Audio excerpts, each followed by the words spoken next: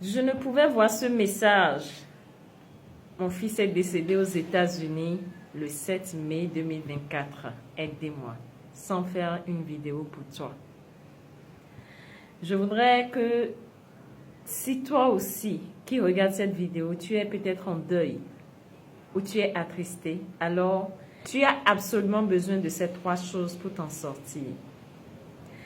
La première chose me ramène à ma propre expérience que j'ai vécue quand j'ai perdu un proche, un grand frère que j'aimais énormément. Le jour où j'ai perdu ce grand frère, je ne faisais que pleurer parce qu'il était tout pour moi. Il était mon soutien, il était mon conseiller, il était tout. Et je me suis retrouvée face à cela. Et ce jour, j'ai eu une sœur qui m'a dit ceci. Mendice, regarde cette photo.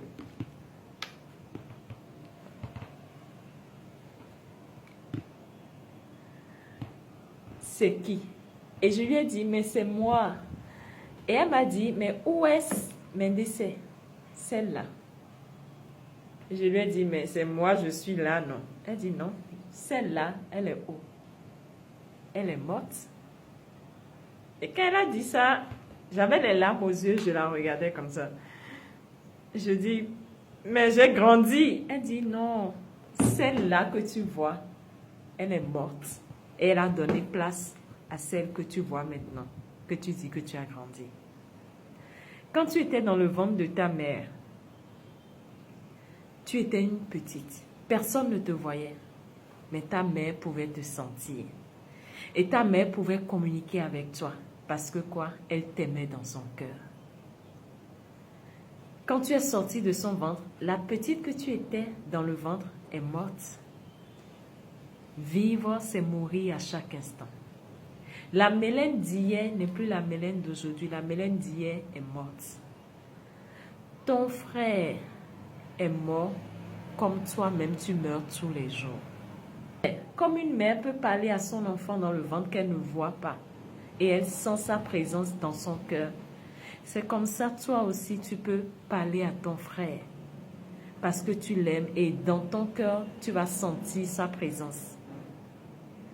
Et c'est comme ça tu pourras accepter la situation parce que tu ne peux plus changer cela.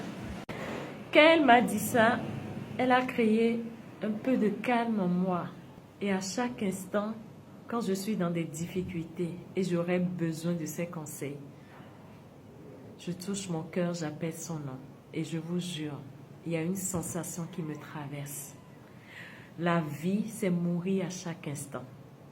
Et nous mourons à chaque instant. Et notre capacité à nous connecter à ceux qui nous sont chers, c'est à partir de notre cœur, parce que nous les ressentons comme une mère sans son bébé dans son ventre, même s'il est invisible. Et je voudrais que tu fasses cela.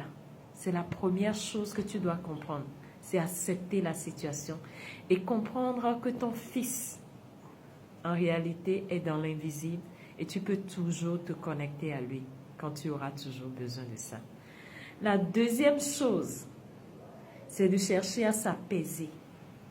Parce que quand on perd un proche, on ressent de la douleur et le corps est envahi par la tristesse. Et on a besoin de libérer l'émotion de la tristesse pour permettre un soulagement intérieur. Parce qu'on se sent sous un poids. Alors, il y a deux choses que tu vas faire pour t'apaiser. Regarde ici, au niveau de tes clavicules là. Quand tu vas continuer le prolongement ici, tu vas voir qu'il y a un trou qu'on remarque là, au niveau des clavicules en bas. En bas là, tu vas voir, il y a un trou là. On sent un creux. Tu vas masser ça. Comme ça, dans le sens des aiguilles d'une montre. Lorsque l'on masse ça, c'est connecté à notre poumon pour libérer l'émotion de stress, de tristesse dans le corps. Et je vous assure, on pleure. Et je me rappelle encore quand je l'ai fait, j'ai tellement pleuré, mais après avoir pleuré, je me suis apaisée. Quand tu vas le faire, tu vas pleurer obligatoirement. Ton corps a besoin de se libérer. Et se libérer par les larmes va te permettre de libérer la tristesse en toi. Tu vas le faire des deux côtés. Et quand tu vas le faire des deux côtés, tu vas prendre ton doigt. Ce doigt, l'annulaire, est lié également à tes poumons, c'est connecté. Et tu vas masser ton doigt. Ça va te permettre de libérer le stress pendant au moins 3 minutes. Ça va te permettre de libérer la tristesse. Tu vas masser ton doigt. Tu vas masser ton doigt. Tu vas masser ton doigt. Et quand tu vas le faire, je t'assure, tu vas ressentir un calme. La troisième chose, c'est d'honorer celui qui est parti. Si mon fils était là, qu'est-ce qui était important pour lui? Qu'est-ce qu'il aurait aimé me voir continuer à faire? Je me rappelle, quand je me suis posé cette question, j'ai promis à mon grand frère qui est parti, toi et moi, on a toujours œuvré pour gagner plus. On a toujours œuvré pour être épanoui financièrement. Les projets, on les faisait ensemble. Les activités, on les faisait ensemble. Les idées de business, on les mettait sur pied parce qu'on voulait être épanoui financièrement. Je m'engage aujourd'hui à m'épanouir, à œuvrer pour ce projet commun qu'on avait pour honorer ton départ. Je m'engage aujourd'hui à relever ce défi financier pour honorer ton départ. Je m'engage aujourd'hui à prendre tes enfants en charge pour honorer ton départ. Et quand je lui disais ça, je vous assure, c'est comme s'il était devant moi. Et à chaque fois quand je le dis, je ressens l'émotion qui m'envahit. Et je vous jure, quand je prends cet engagement avec lui, il y a une conviction qui émane de moi. Alors, c'est pour te dire quoi? Ton fils est parti. Mais honore-le. Je viens de te dire qu'il a changé d'état. Honore-le.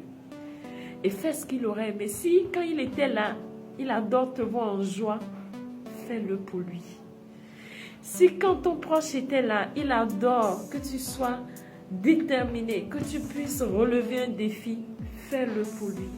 Honore. Et que son départ soit pour toi une motivation. Que son départ soit pour toi une manière de reprendre encore ta vie en main. Que son départ soit pour toi une manière de lui dire, je vais le faire pour toi. Et à chaque instant, quand je suis face au défi et j'ai envie d'abandonner, et je me rappelle de mon frère, je dis, pour toi, je vais me relever. Pour toi, je vais continuer. Et je voudrais que ce soit pareil aussi pour toi. Que tu continues à avancer, même si ton fils n'est plus là. Que tu continues à faire ce que tu es censé faire, pour que de là où il soit, il puisse être fier. Et que tu ressentes cette sensation en toi pour te dire, je suis fière de t'avoir honoré. J'espère vraiment que cette vidéo pourra t'aider à continuer à vivre avec tout ce qu'il faut, avec la joie d'être. Et c'est comme ça, quand toi-même tu vas mourir, tu vas mourir et passer dans l'invisible, tu pourras le serrer, comme on les voit dans les rêves. On les voit. Même des fois, avant de partir, vous allez voir des expériences de mort. On dit, on voit telle personne qui est morte qui vient nous chercher. Et c'est comme ça, il va venir te prendre.